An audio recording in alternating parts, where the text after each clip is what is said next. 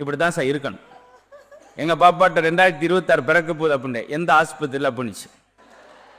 இது சும்மா மயிலான காமெடி தான்.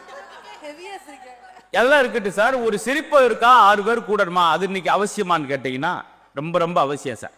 ரொம்ப ரொம்ப அவசியம்.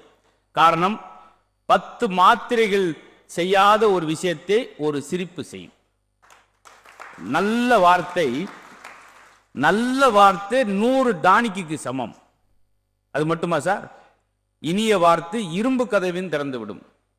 எவ்வளவு பெரிய கோபமான விஷயத்தை கூட சிரிச்சுக்கிட்டே சொல்லுங்களேன், அவன் சங்கடப்பட மாட்டான். ஏய் அடிச்சு பல்லப்புறம் பேத்துப்புறோம்டா ஏய் அப்படின்னா பார்ப்போம்.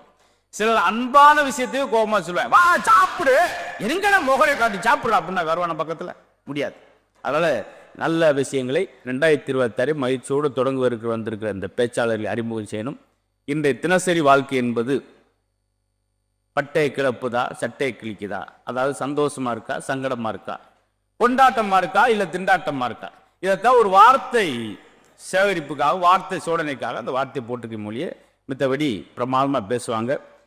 தினசரி வாழ்க்கை என்பது எங்களுக்கு எப்போதுமே திண்டாட்டம் தான், பிரச்சனை செய்கிறது சட்டையை கிழிக்கிறது என்று பேசுறதுக்கு நிரம்ப மேடைகளில் பரிச்சயமானவர். அவர் எனக்கு தெரிஞ்சு அவர் பேசாத ஒரே மேடை தூக்கு மேடை தான் நினைக்கிறேன். அந்த அளவுக்கு வேணும். இவங்கெல்லாம் பார்த்தீங்கன்னா வாழத்தார் கட்டியிருந்தாலும் அங்கே போய் கேட்குறாங்க, கொஞ்ச நேரம் பேசிட்டு போவா சார். ஏன்னா எங்களுக்கு ஒரு நாள் பேசல ஒரு மாதிரி படபடந்து ஆயிடும்.